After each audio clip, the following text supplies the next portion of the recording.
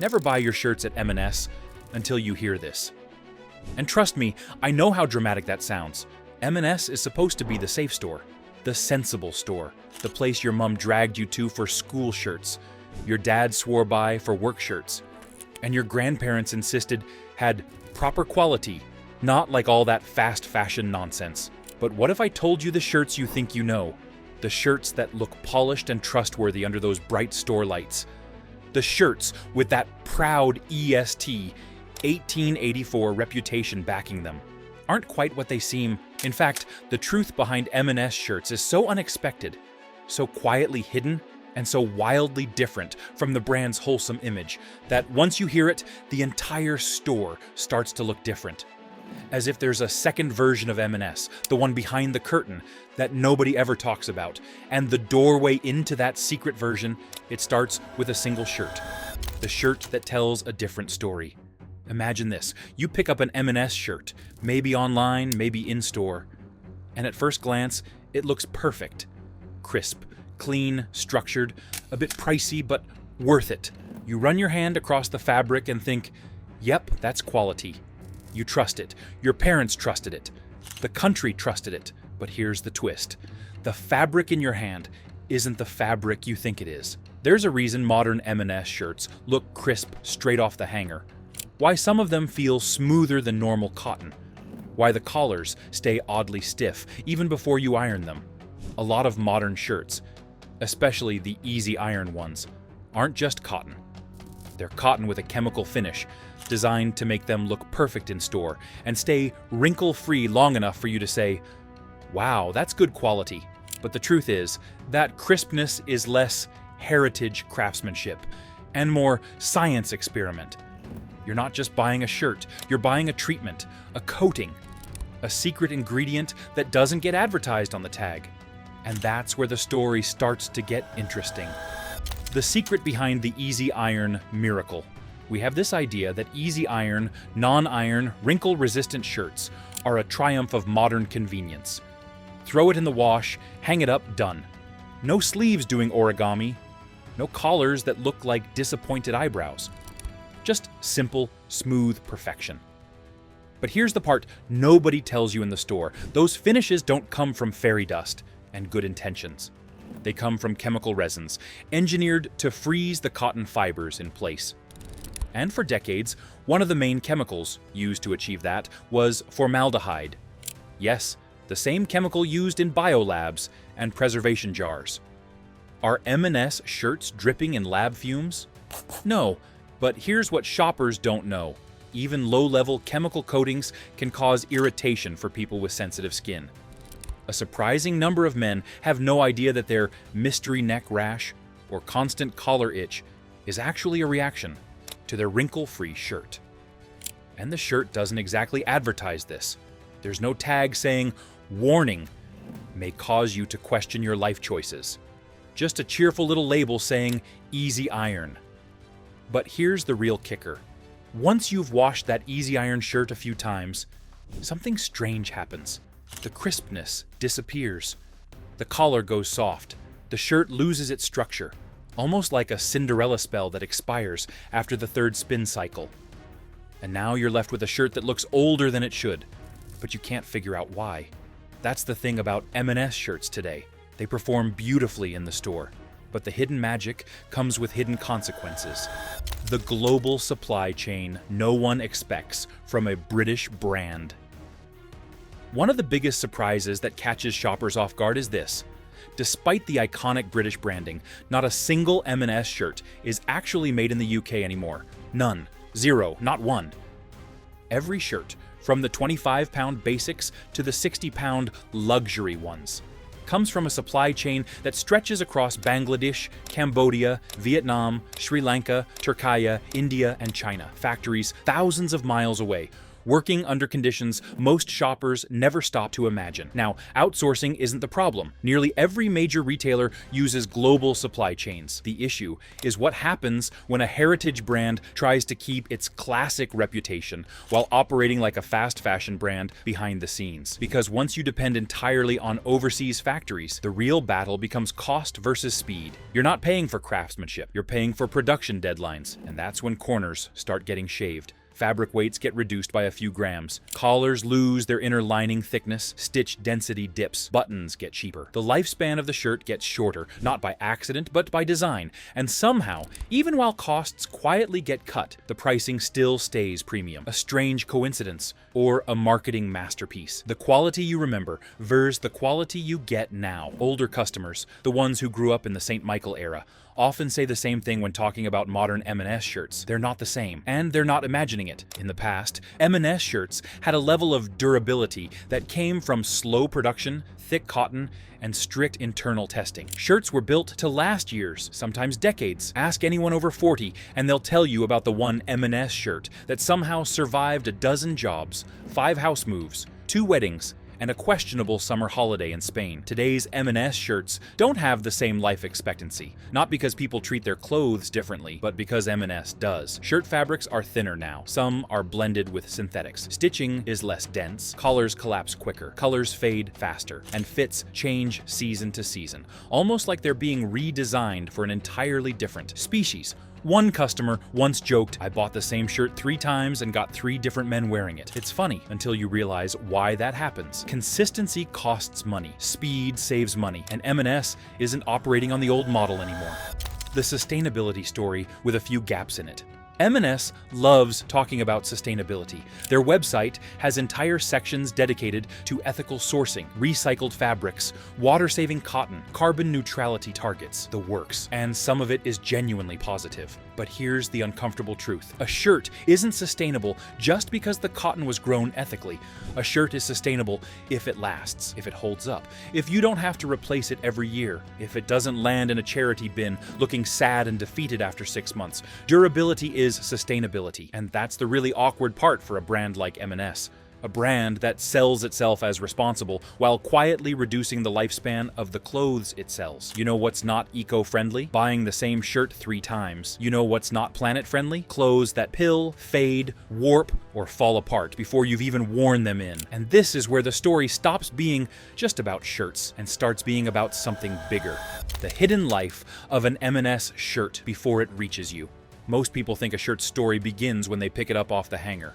In reality, that's the final chapter. The real story, the one M&S would never put in their glossy catalogs, starts long before that. Picture a warehouse the size of a small town. Machines humming, steam rising, rows of half-finished shirts hanging like ghosts, workers stitching collars, button strips, sleeves. But here's the twist. The factory stitching isn't the whole picture. Modern shirt production is a relay race, not a single marathon. One factory cuts the fabric, another attaches the cuffs, a third applies the resin finishes, a fourth iron presses every panel, a fifth packages and labels. Every handoff adds the potential for inconsistency. Every stage exists to make production faster, cheaper, more efficient, not better. And while M&S prides itself on ethical oversight is only as strong as the time and resources invested in it. When production speed increases, when orders get larger, when deadlines get tighter, oversight turns into spot checking instead of slow, careful scrutiny. That's how shortcuts slip through, how stitching densities change, how fabric batches vary, how collars lose their structure between one season and the next. Behind the clean, comforting M&S brand, there is a whole universe of decisions happening faster than most customers would ever believe, and those decisions shape the shirt far more than the tag does. The truth about MS fits and why they keep changing. One of the biggest unspoken frustrations among MS customers is this: the fits keep changing. A medium one year fits like a small the next. A slim fit suddenly becomes a regular fit. The collar sizes shift, the arms get narrower or wider or shorter or longer. People think, did I gain weight? No, your shirt is gaslighting you. This inconsistency isn't random, it's strategic. M&S has been trying for years to win over younger shoppers. People who weren't raised on St. Michael tags and childhood underwear multi-packs. Younger shoppers want trendier silhouettes, sharper cuts, tighter fits. Older customers want space to breathe. So M&S tries to please both at once, adjusting patterns every season, bending the fits like a funhouse mirror. And in doing so, they unintentionally alienate both groups. There was once a time when you could walk into M&S blindfolded, grab your size, and walk out confident. Those days are gone. Now, you have to try on every shirt like it's a mystery box. What shape will it be today? Who knows? Every shirt is a lucky dip. This isn't the M&S people grew up trusting. This is a brand stuck between who it was and who it's trying to become. And the shirts, more than any other product, reveal that identity crisis. The price problem no one talks about. Here's something you won't hear in the promotional videos. M&S shirts cost more today but last less. The old shirts survived years of wear. They were washed, ironed, worn, and stored, and still had life left. They were investments. Modern M&S shirts, they're no longer built for the long haul. They're built for the fashion cycle, subtle enough that you don't notice it happening, but fast enough that you quietly return for replacements more often. And that's the genius of this hidden shift. A brand doesn't have to lower prices when it lowers quality. It just has to maintain the illusion of tradition. Older customers keep buying because they trust the name. Younger customers buy because the shirts look sharp for the first few wears. But in both cases, the shirt returns to the store sooner than it used to. Not physically, but financially. You buy another, and M&S quietly earns more from the decline. It's a business strategy that hides inside the fabric. Literally, the unexpected truth about M&S luxury shirts. One of the biggest wow moments for people learning about M&S shirts is discovering this. Even the premium shirts with higher price tags still go through the same outsourcing network as the cheaper ones. More expensive doesn't always mean better materials. Sometimes it just means a different weave, a different dye, or a different collar shape. In some cases, customers are paying a premium for branding, not craftsmanship. And the real shocker? Some of the luxury shirts have the same finishing chemical treatments as the cheaper ones, meaning they look expensive because they've been engineered to look expensive. It's like buying a cake that looks incredible in the display window but starts collapsing halfway home. Beautiful at first glance, but the structure isn't what it used to be. The illusion of luxury is one of the most profitable tricks in retail, and M&S plays it exceptionally well. The little-known fact about fabric thickness. Remember how older M&S shirts felt heavier? That wasn't nostalgia, it was physics. Fabric weight is measured in grams per square meter, GSM. Higher GSM means thicker, sturdier, longer-lasting fabric. Lower GSM means lighter, cheaper, faster to wear out. Over the years, across almost all major brands, GSM quietly decreased to reduce costs. But what makes M&S unusual is that they lean so heavily on their legacy image that customers expect thicker fabric even when they're no longer getting it. Modern M&S shirts use lighter fabric than they used to, not dramatically lighter, but enough that you feel it after a few washes, enough that it drapes differently. Enough that the shirt loses structure faster. And you know what happens when fabric is lighter? It wrinkles more, it thins faster, it wears down quicker, which is ironic because it means the easy iron coating is fighting a losing battle from the moment you take the shirt home. It's like trying to fix a flimsy roof with really good paint. It looks fine until it rains. Why M&S shirts fade faster now? Here's another shocker people don't expect. Many M&S shirts today use dyes that fade quicker than the dyes used 20 or 30 years ago. Why? Because production speed demands faster dye processing. Because modern fashion cycles don't favor long-lasting color. Because lighter fabrics hold dye differently. Because some dyes are cheaper and still look great when new. All of these work perfectly in store. Everything looks crisp, strong, rich. Then you wash it a few times and suddenly that once deep navy turns into sad midnight. That crisp white becomes light gray with optimism. That pastel blue fades into a color best described as I've seen some things. This is what customers keep noticing.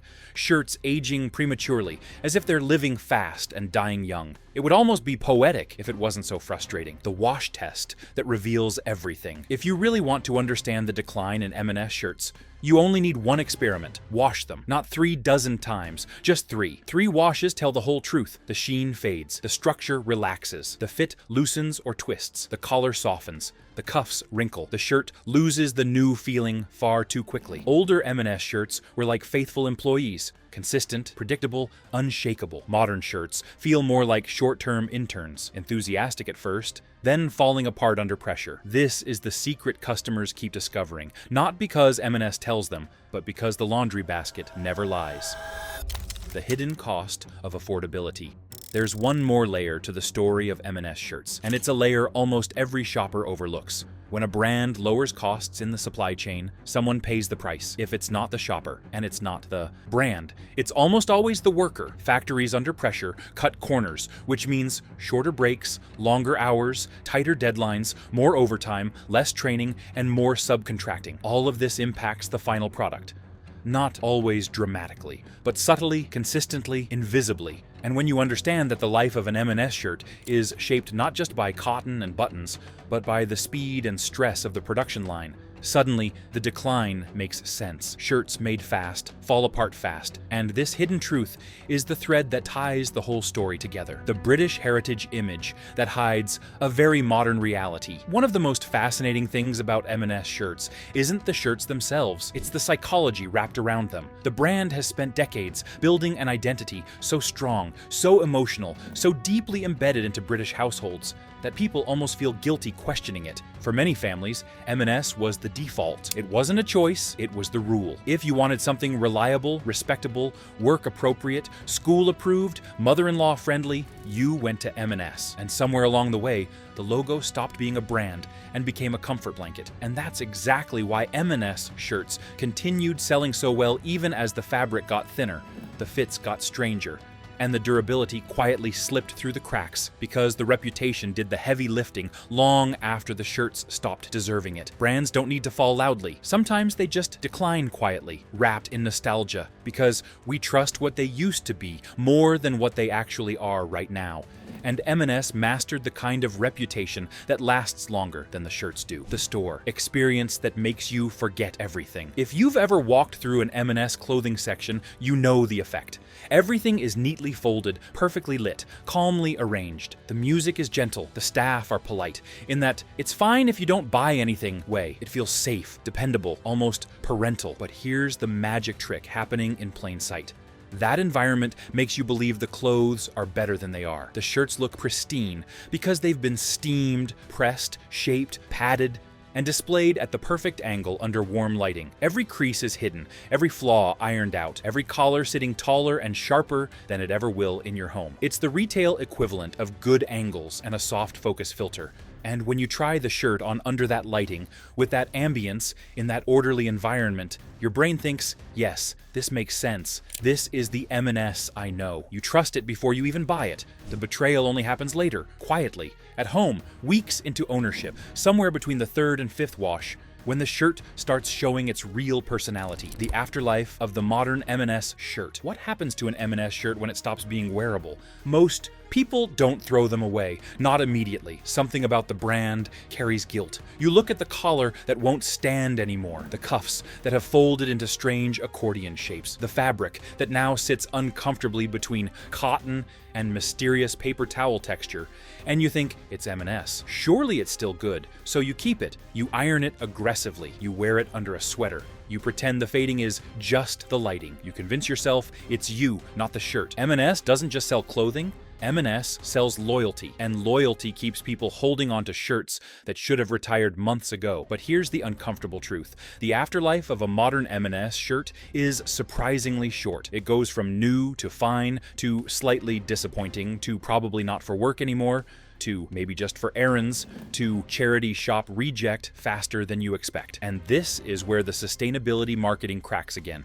If shirts have shorter lifespans, customers end up replacing them more frequently, and replacing them more frequently benefits exactly one party, and it's not the planet. The long, quiet transformation of a brand. It's tempting to think this is a sudden decline, that the shirts just recently started slipping. But the truth is more subtle. This has been happening slowly, almost invisibly, over the last 10 to 15 years. Each season introduced tiny changes. A lighter collar here, a new supplier there, a cheaper dye, a faster production run, slightly lower tolerance on stitch count, a stronger chemical finish to compensate for weaker fabric. Little things. Changes you wouldn't notice unless you happen to compare a shirt from 2008 with one from 2025 side by side. But it adds up. And what makes M&S so unique and so surprising is that this shift happened under the banner of a brand that trades almost entirely on trust. If a shirt at a bargain bin fast fashion store falls apart, after 5 washes, you shrug. You paid $12. You knew what you signed up for. But when an M&S shirt collapses early, it feels like a small betrayal. You weren't buying a shirt, you were buying the idea of quality. That's the emotional power of M&S, and that's also the emotional danger of M&S. The archive problem, and why older M&S shirts were built different. Here's one of the wildest facts most customers have no clue about. Older M&S shirts were tested to extremely strict internal standards that modern fast fashion production simply can't replicate on tight timelines. Back in the day, M&S had their own textile labs, their own product testing centers, and their own sourcing rules that bordered on obsessive. They tested shirts for shrinkage, color fastness, seam slippage, fabric stress, wash durability, dozens of tests that were expensive, slow, and demanding. But when the industry shifted, those tests became liabilities. They slowed production. They increased costs. They didn't fit the new pace of retail. So those rigorous standards weren't technically abandoned, but they were softened. Modern shirts pass enough tests to avoid disaster, but they don't pass the old tests, not even close. If you gave a modern M&S shirt to the testing labs from the 80s or 90s, they would fail it so quickly, it would make your head spin. Not because today's shirts are terrible, but because yesterday's standards were built for a brand that believed durability was non-negotiable. Today's standards are built for a brand that believes good enough is good enough. The truth most shoppers never see. The surprising twist in this entire story is this. M&S shirts aren't objectively awful. They aren't flimsy disasters. They aren't falling apart in your hands. If they were, this video wouldn't exist. The scandal here is far more subtle than that. It's about mismatch. Mismatch between expectation and reality, between image and execution, between nostalgia and modernity. People still buy M&S shirts thinking they're getting the heavyweight reliability of 1996. When they're actually getting a carefully engineered, globally outsourced, light to midweight shirt with a shelf life shaped by speed, cost efficiency, and market pressures the old M&S never had to deal with. So M&S shirts still look the part. They just don't live the part. The big reveal. It was never just about the shirt. This entire expose has been about shirts, yes, but shirts are just the doorway, a symbol, a small, revealing window into what happens when a brand tries to live in 2 eras at once. The old M&S, the heritage, the craftsmanship, the pride, still exists in spirit. The new M&S, the faster, leaner, margin-driven version, exists in practice. And the shirt is where the two collide. It's the product that carries all the contradictions at once. Classic branding with modern shortcuts. Premium pricing with budget manufacturing decisions, traditional image with fast fashion tendencies. Shirts are supposed to be the M&S signature, but signatures fade when the pen runs dry. The final truth. So why shouldn't you buy your shirts at M&S? At least not blindly, because the shirt you think you're buying isn't the shirt you're actually getting. Because the brand you trust has quietly changed its standards. Because the quality you remember isn't the quality being sold today. Because behind the lighting, the reputation, and the clever labels, there's a story customers have never been told. And now that you know that story, you can make a decision with your eyes open, not with nostalgia doing the shopping for you. If this opened your eyes even a little, then imagine what's hiding behind the clothes you haven't questioned yet. Make sure to like this video so more people can see what's really going on behind the branding. Subscribe for more videos just like this, the ones big retailers would prefer you never watch. And drop a comment telling me your own M&S story. Did your shirt last? Did it fall apart too fast? Did the quality shock you?